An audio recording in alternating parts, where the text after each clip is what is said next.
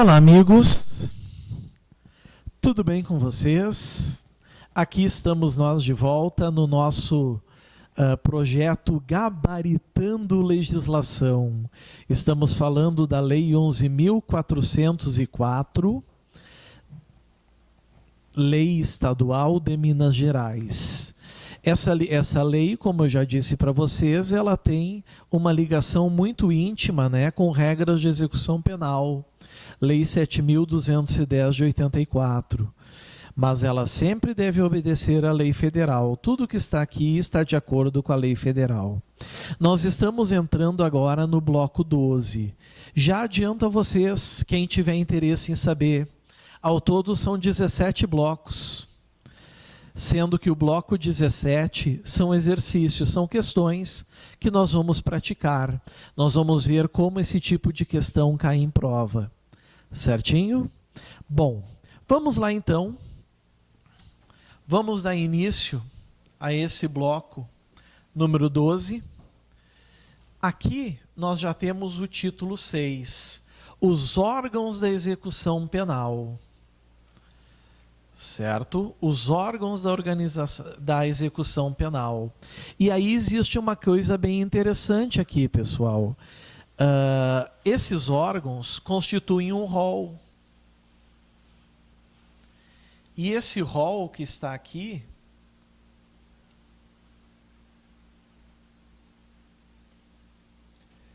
é um rol taxativo.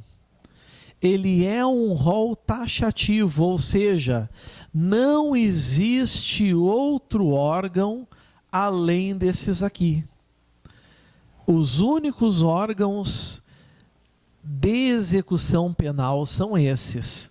Vocês vão perceber que o capítulo 1 fala das disposições gerais, porque ele apenas enumera os órgãos, certo? Eu vou fazer apenas aqui a leitura dos órgãos. Nós não vamos explicar eles agora, porque não é o momento, certo? Apenas a leitura dos órgãos. São órgãos da execução penal. 1. O Conselho de Criminologia e Política Criminal. 2. O Juízo da Execução. 3. O Conselho Penitenciário. 4. A Superintendência de Organização Penitenciária. 5. A Direção do Estabelecimento. 6. O Patronato. 7. O Conselho da Comunidade. Lembram que quantas vezes já a lei falou do Conselho da Comunidade? Mostra que isso é um órgão da execução penal. 8. As entidades civis de direito privado, sem fins lucrativos, que tenham firmado convênio com o Estado para administração de unidades prisionais destinadas ao cumprimento da pena privativa de liberdade. Eu não preciso dizer a vocês que os senhores precisam saber necessariamente esse rol de cor. Vocês precisam saber esse rol de cor. Não tem escolha. Tem que saber esse rol de cor. Certo? Então, muito cuidado em relação a isso, tá? Tem que saber de cor, não tem escolha. Porque vai vir uma questão na prova dizendo assim, ó. Por exemplo, vai dizer assim, por exemplo,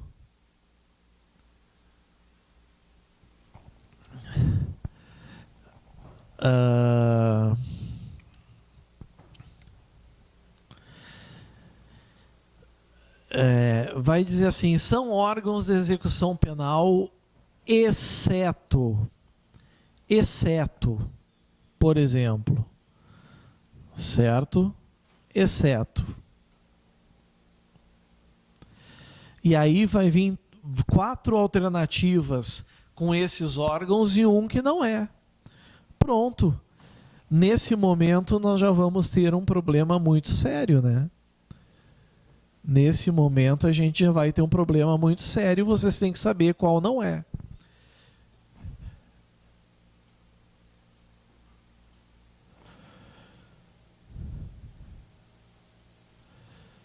Pronto. Agora a gente começa a falar dos órgãos. Capítulo 2. Opa!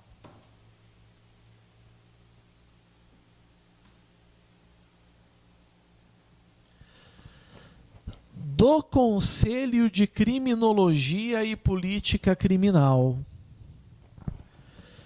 Conselho de Criminologia e Política Criminal. O que seria isso?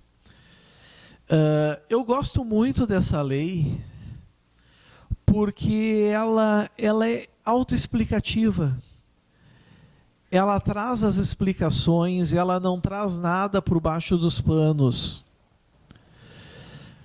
Então diz aqui o 158, o Conselho de Criminologia e Política Criminal concede nessa capital, Belo Horizonte, é subordinada à Secretaria de Estado da Justiça. É subordinada, por exemplo, a um conselho penitenciário? Não. É subordinada ao juiz de execução penal? Não. É subordinada à comissão técnica de classificação? Não. Ela é subordinada à Secretaria de Estado da Justiça. Temos que saber isso muito bem.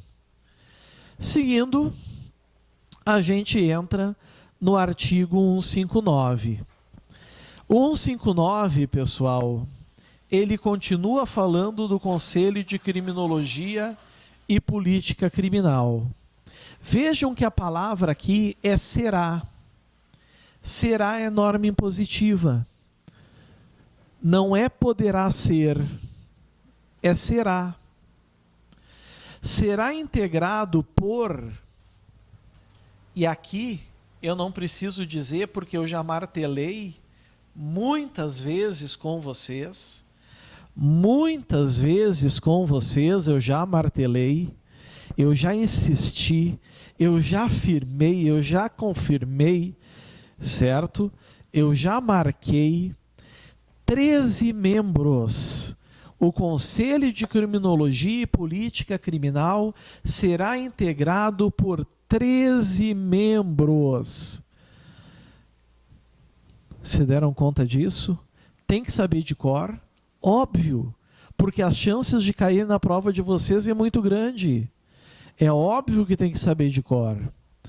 13 membros designados pelo diretor de uma penitenciária?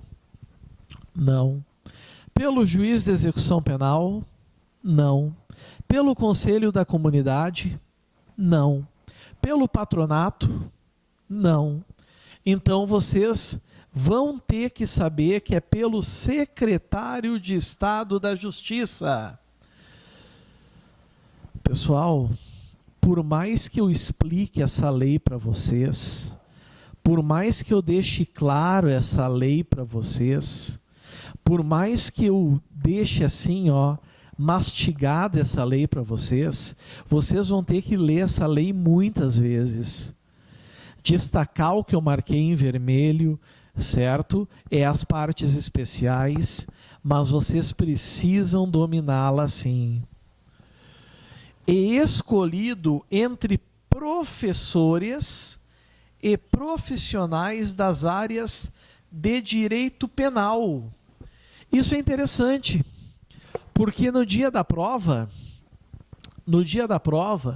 vai vir professores de direito civil, vai vir professores de direito administrativo, vai vir professores de direito penitenciário. Não, é professores de direito penal. Além disso, vai vir processual penal. E o penitenciário, desculpem a falha, tá? Desculpem a falha, direito penitenciário também, certo? Vejam que todos eles envolvidos com a questão criminal. Todos eles estão envolvidos com a questão criminal. Direito penal, direito processual e direito penitenciário. Certo?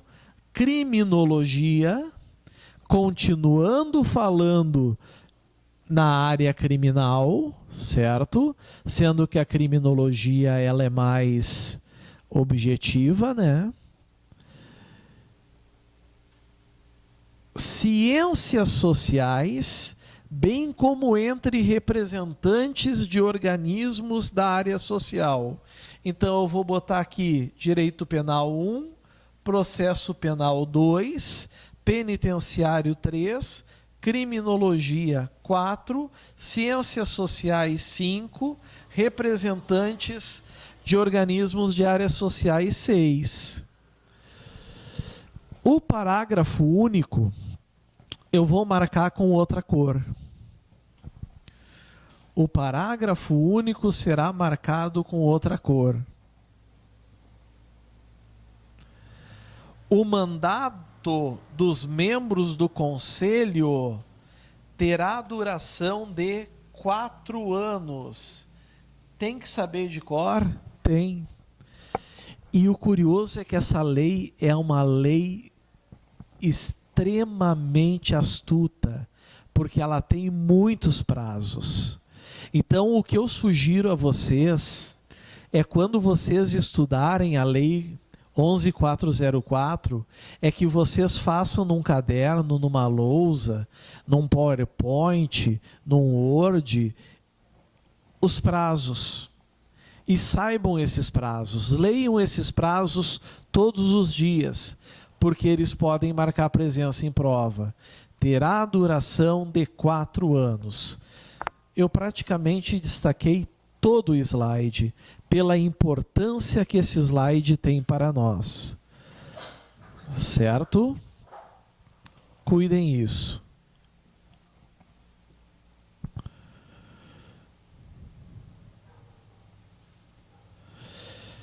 Entramos no artigo 160.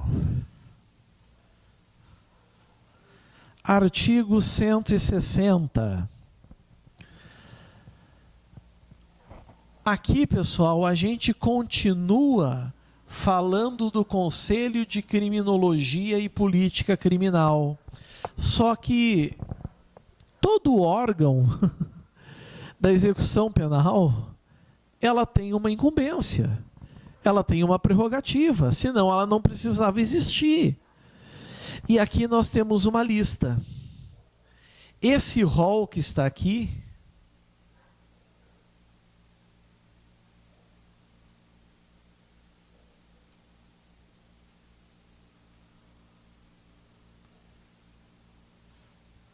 é um rol taxativo,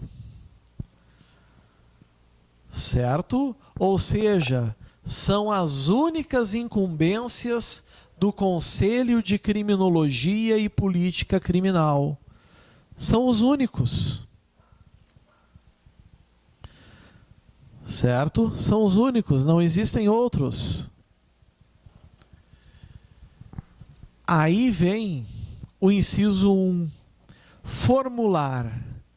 Vocês sabem que formular é elaborar, criar a política penitenciária do Estado, observadas as diretrizes da política penitenciária nacional. Quando fala política penitenciária nacional, é a Lei 7.210 de 84. Ou seja, ela formula políticas penitenciárias, mas ela não pode, certo? Ela não pode, de forma nenhuma, certo? De forma nenhuma,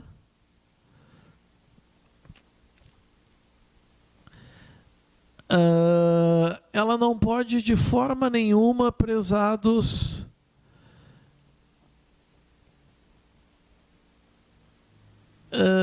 ir além e fora do que diz a Lei 7.210. certo? Então, isso é o inciso 1. Inciso 2. Colaborar na elaboração do plano de desenvolvimento. Plano de desenvolvimento, fazer com que cada vez mais a execução penal se aprimore, sugerindo as metas e prioridades das políticas criminal e penitenciária. Cuidado, não é criando metas e prioridades. O segredo aqui é sugerindo. Cuidem isso. Sugerindo. Não é criando. Então nós temos que cuidar isso aí também. Certo? É surgindo, não é criando. Cuidem esse ponto. 3. Promover a avaliação periódica do sistema penal para a sua adequação às necessidades do Estado. Vocês vão perceber que a partir desses slides, a gente já não foca mais no preso, a gente já foca mais nas estruturas prisionais, nas políticas prisionais, nas políticas penitenciárias.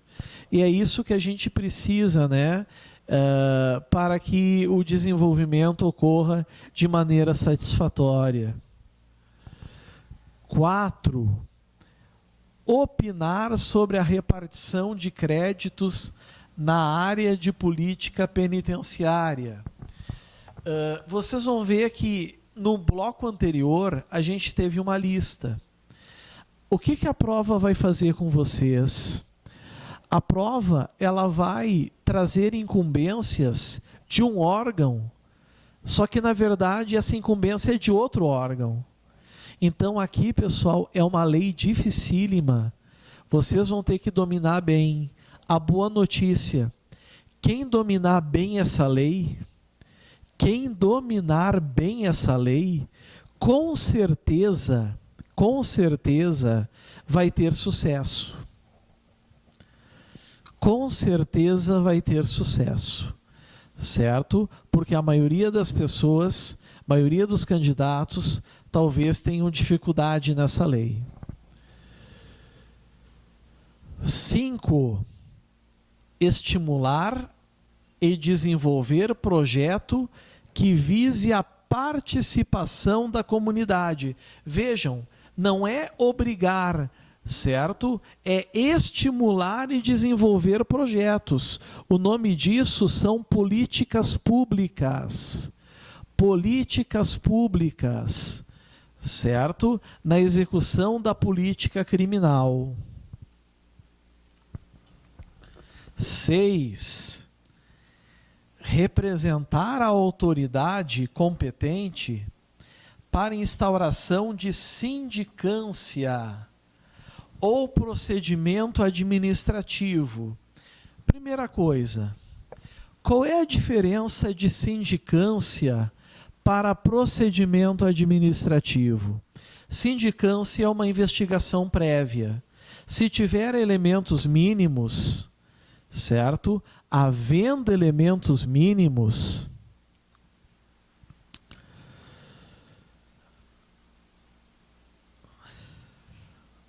certo? Havendo elementos mínimos,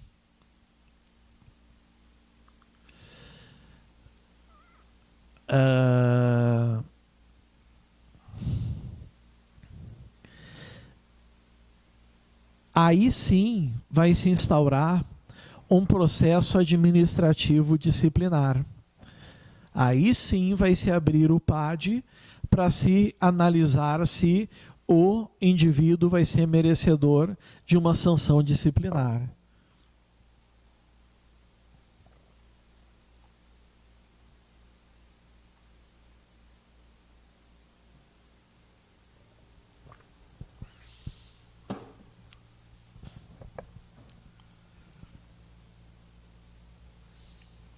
Visando a apuração de violação de lei penitenciária e a interdição de estabelecimento penal.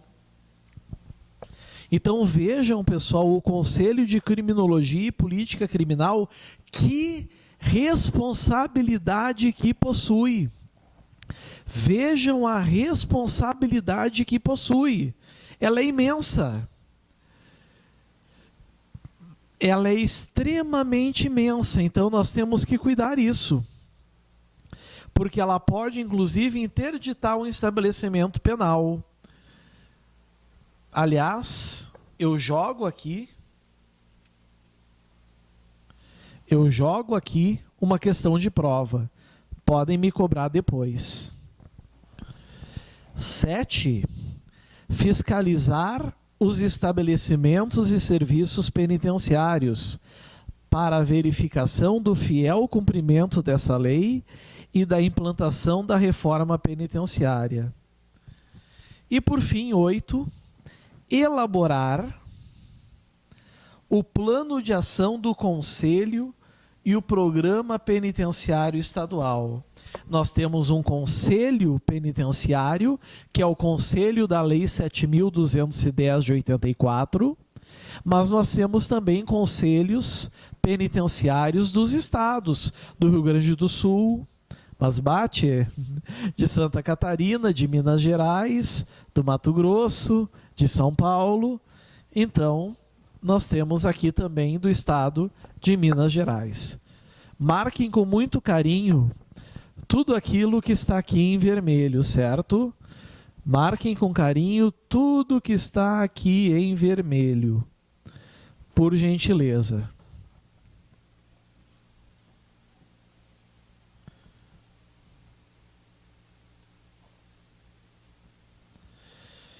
Opa! Entramos num dos órgãos mais importantes, se não o mais importante dos órgãos de execução. Se não o mais importante dos órgãos de execução. Estamos falando do juízo de execução. Juízo de execução é todo aquele que determina, por exemplo, o regime de cumprimento de pena, que determina a progressão de regime, que determina o uso de tornozeleira eletrônica, recolhimento domiciliar, regime disciplinar diferenciado, certo? É ele que aceita as petições dos presos. Então agora, meus amigos, a gente tem que cuidar bastante desse juízo de execução aqui. Artigo 161. Chance de cair em prova. 80%.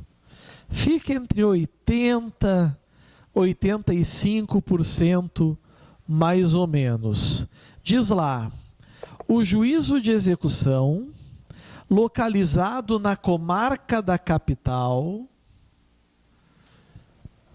Acho difícil que perguntem isso, mas enfim. E em comarca sede da região onde houver estabelecimento penitenciário, compreende o juiz da execução. Pessoal, assim, eu vou explicar para vocês. Quando um indivíduo é indiciado pela polícia e o Ministério Público entende que ali existem prova de materialidade, indícios de autoria, certo? Ele oferece denúncia e um juiz recebe denúncia. Mas esse juiz que recebe a denúncia não é o juiz de execução penal. É um juiz comum. Ele vai conduzir o processo. E esse juiz, no final do processo, ele poderá condenar o réu e poderá absolver o réu. Se o juiz condenar o réu, certo? Vai chegar um momento que essa decisão vai transitar em julgado. Não caberá mais recurso algum. Certo? Não caberá mais recurso algum. E não cabendo mais recurso algum, nós vamos ter então, amigos, a incumbência para a vara de execução penal. E lá nós vamos ter um juízo da execução, que vai decidir sobre progressão de regime, que vai decidir sobre livramento condicional, que vai decidir sobre, enfim, sobre várias outras situações, certo? Então, o juiz de execução penal, localizado na comarca da capital e em comarca sede da região onde houver estabelecimento penitenciário, compreende o juiz de execução, o representante do Ministério Público, a Defensoria Pública e o Serviço Social Penitenciário. 2, 3, 4. Opa. 1.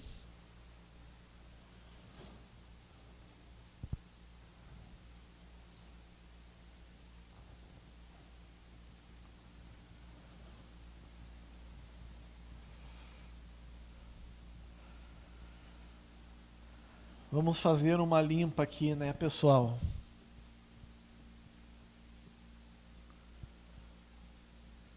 Vocês têm que entender aqui que juízo da execução é gênero. E se a gente fala de gênero, significa que existem espécies. Se fala de gênero, significa que existem espécies, certo? Muito cuidado em relação a isso. Gênero, espécies. Quais são as espécies do juízo da execução? Aí sim, juiz de execução é uma espécie. Representante do Ministério Público é outra espécie. Defensoria Pública é outra espécie. E Serviço Social Penitenciário é outra espécie. Eu não preciso dizer que é preciso que os senhores saibam isso de cor. Eu não preciso dizer que os senhores saibam disso de cor. Tem que saber de cor que são 4, certo, as espécies do gênero juízo de execução. Juízo de execução é apenas uma espécie, mas não é a única.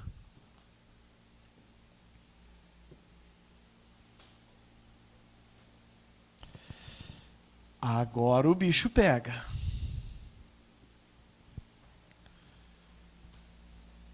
Primeiro órgão do juiz de execução. Compete ao juiz de execução, já adiantando, rol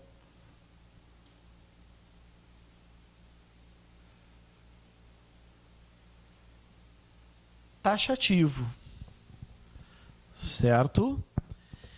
Tem que saber de cor. Infelizmente, queria eu dizer outra coisa para vocês, mas eu não posso dizer. Tem que saber de cor, certo? Necessariamente tem que saber de cor. Aprovar o plano de tratamento reeducativo apresentado pela Comissão Técnica de Classificação. A reeducação, a reinserção, certo? Ela passa pelo juiz de execução. Afinal, toda vez que o juiz de execução vai do regime fechado para o semiaberto e do semiaberto para o regime aberto, ele está buscando a ressocialização, desde até o livramento condicional, certo? Mas lembrem desse órgão aqui que vai cair na tua prova. 2. presidir as reuniões da Comissão Técnica de Classificação, destinadas a tratar de progressão ou regressão do regime. Cuidado! Quem realiza a progressão ou regressão do regime não é a Comissão Técnica de Classificação. Não é ela. Quem faz isso é o juiz de execução, certo? Ele apenas preside as reuniões. 3. Conceder remissão da pena. O que é remissão da pena? A cada 3 dias trabalhados, 1 dia da pena é menos. Leitura é menos. Estudo, 72 horas, é menos. Certo? Então, o indivíduo tem direito a essa remissão. Quem concede a remissão é o juiz. Mas memorizem assim, porque vocês não vão errar na prova. Toda ação do juiz de execução vai ser ouvida a Comissão Técnica de Classificação. Aqui está, ó. Vai ser ouvida a Comissão Técnica de Classificação. E autorização de saída, vejam, eu não estou falando de permissão de saída, ou saída temporária, que é o diretor do presídio. Nos artigos 137 e 138 dessa lei. 6. Conceder ou revogar as medidas de semiliberdade no regime de confiança para a preparação da reintegração na sociedade. Semiliberdade, pessoal, geralmente é o regime aberto. Ou seja, o indivíduo obrigatoriamente precisa trabalhar durante o dia e se recolher ao albergue durante a noite. Certo? Lembrem disso. Conceder o livramento condicional. Livramento condicional faz parte da execução da pena. Tudo que faz parte da execução da pena, vocês têm que saber que isso faz parte, que isso é característica, certo? Do nosso amiguinho, do nosso querido juiz de execução. Agora, olha quem vai ser ouvida: a Comissão Técnica de Classificação. 6. Supervisionar. Vejam que não é aqui, pessoal, fiscalizar. Se na tua prova vem fiscalizar, vai estar errado. É supervisionar. O período de prova do livramento condicional e do sursi, mediante orientação e assistência do agente de prova ou trabalhador social. É que assim, ó, tanto o livramento condicional, que é aqueles casos que o indivíduo fica em liberdade, mas ele não pode se envolver em encrenca, ou o sursi, que ele tem que cumprir condições para que a pena não volte, ele tem que cumprir condições, certo? O que acontece, pessoal? O sursi, ele tem um período de 2 a 4 anos. O livramento condicional é o restante da pena. Nesse período, o juiz de execução tem que supervisionar, porque qualquer falha, qualquer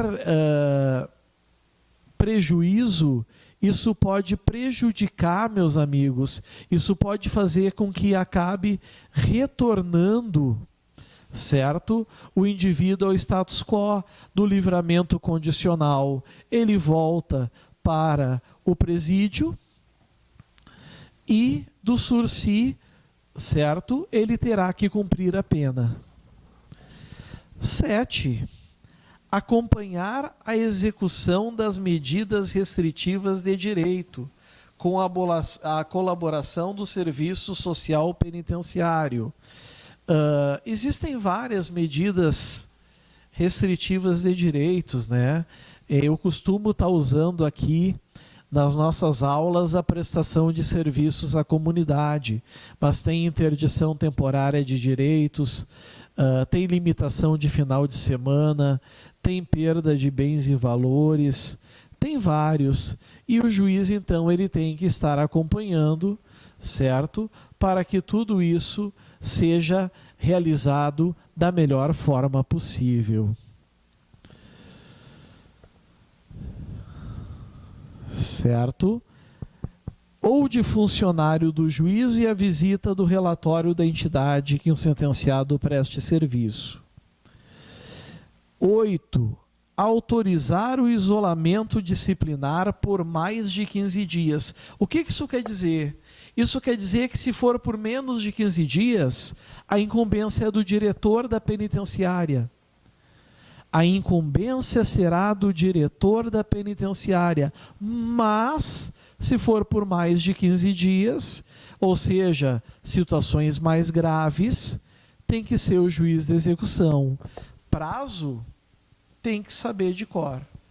Prazo sempre tem que saber de cor, não tem jeito. Certo? 9.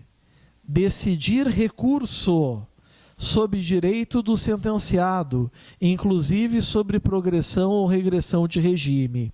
Funciona assim: o preso ou sentenciado, ele faz uma simples petição ao juiz de execução, mostrando que ele já faz jus, por exemplo, se ele entende fazer jus, aí do regime fechado ao semiaberto, ou do semiaberto ao aberto. Se o juiz nega, existe um recurso no artigo 197 da Lei 7.210 de 84, chamado agravo na execução. Então, amigos, o juiz aqui, ele tem o direito de se retratar. Ele tem o direito de retratação. Ele vai poder voltar atrás e conceder esse recurso. Se ele não conceder, vai para o Tribunal de Justiça, e o Tribunal de Justiça é quem vai decidir. Certo? E, por fim, exercer a sua competência nos estabelecimentos da região da sua sede. Enfim, atuar, né, como ele tem que atuar.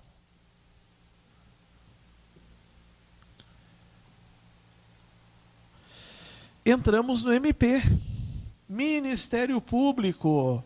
Ministério Público, a gente sempre vai entender ele como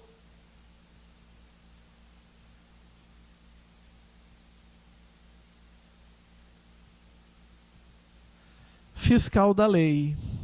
Sempre como fiscal da lei. Ao Ministério Público, entre outras atribuições de competência, então nós temos aqui questão exemplificativa,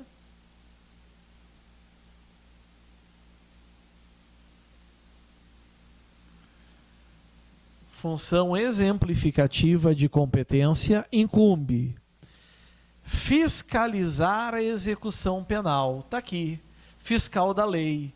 Uma curiosidade, ele também pode vir em prova com esse nome: custos legis. Custos legis ou fiscal da lei é a mesma coisa, certo? É a mesma coisa. Funcionando no processo executivo e nos incidentes da execução.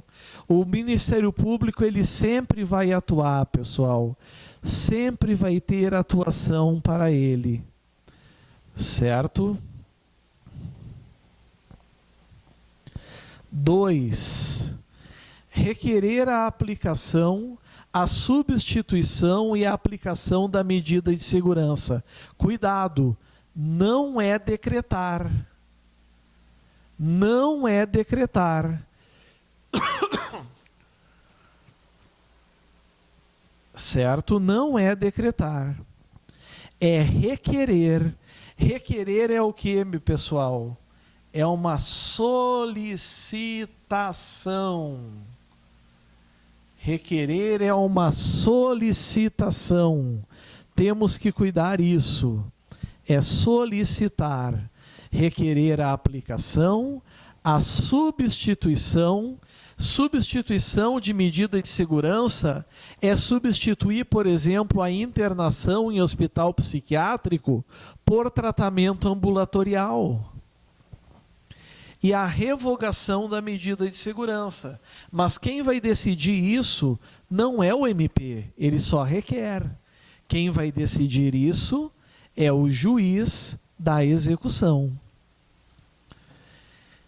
Vejam que a maioria dos casos do MP é requerer. A maioria dos casos do MP é pedir. Requerer a revogação do sursi e o livramento condicional. O MP percebeu que o preso fez besteira, que o preso não cumpriu as regras. Então ele requer ao juiz que seja revogado no livramento condicional, que ele volte para a cadeia, e que no sursi que a pena seja aplicada. 4. Requerer a conversão da pena e a progressão ou a regressão do regime. Conversão da pena quer dizer o seguinte: o sujeito está cumprindo pena restritiva de direitos. Por exemplo, prestação de serviços à comunidade, mas ele não está indo trabalhar. Limitação de final de semana, ele não está indo para o albergue ficar 4 horas no sábado, 4 horas no domingo. O MP vai requerer ao juiz de execução que seja revogado. E se o juiz não revogar, cabe o recurso de agravo na execução. Progressão ou regressão de regime. O MP pode pedir, sim, que o indivíduo do regime fechado progrida para o regime semiaberto. E do regime semiaberto, que ele progrida para o regime aberto. Mas ele também pode pedir a regressão, caso ocorra falta grave. Ou seja, do regime aberto para o semiaberto, do semiaberto para o aberto, principalmente quando comete crime doloso ou subversão na cadeia. 5. Participar da fiscalização da execução das medidas restritivas de direito. Fiscalizar se o preso está trabalhando, se ele está comparecendo aos albergues e por aí vai. Interpor recurso de decisão proferida por juiz competente durante a execução, o famoso agravo. É o agravo de execução. Já adianto a vocês, na execução penal, e se isso cair em prova, saibam, na execução penal, o único recurso cabível é o agravo na execução. Cuidem isso. Certo? É o agravo na execução. 7. Visitar, olha aqui, ó, mensalmente. Quantas vezes eu já falei para vocês? Mensalmente não é semestralmente, não é anualmente, não é diariamente, é mensalmente. Os estabelecimentos penitenciários, para ver se está tudo em dia, se está tudo ok. 8. Representar a autoridade competente sobre a má orientação, o rigor excessivo ou o privilégio injustificado na execução penal. O MP vai até o presídio, mensalmente, e aí ele vê que a direção da penitenciária não está agindo corretamente, não está agindo como deveria agir. Se não está agindo como deveria agir, ele tem que representar. E ele vai representar o juiz de execução. O juiz de execução vai ter que tomar atitudes para que isso seja resolvido. Certo? E por fim, 9, requerer as providências necessárias para o regular desenvolvimento do processo executivo, que fala sobre a execução da pena. Então marquem com muito carinho tudo que está em vermelho aqui, porque vocês sabem que as chances de cair em prova é muito grande. Provavelmente o próximo bloco é a defensoria. Não, fechou. Acabou o nosso bloco. Agradeço a atenção de vocês. Agradeço, pessoal, a atenção, o cuidado. E assim nós vamos seguindo para o nosso bloco número 13. Bloco 13 de 17. Nós temos 5 blocos para encerrar a nossa lei 11.404. É hora de tomar um cafezinho, tomar um chazinho. Daqui a uns minutinhos estamos de volta. Valeu, pessoal. Tchau, tchau.